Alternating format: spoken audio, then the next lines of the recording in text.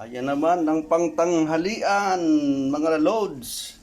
Hanggang hapunan na para matipid. Pwede na ba yan? Yummy, yummy yan. Yan ang luto. O, tingnan nyo.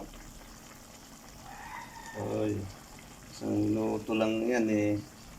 Hindi natin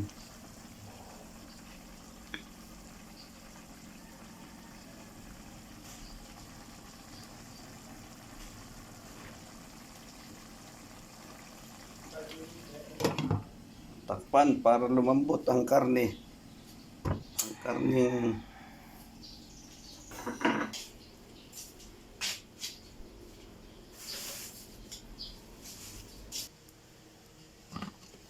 ayan, ubusan ng kanin to.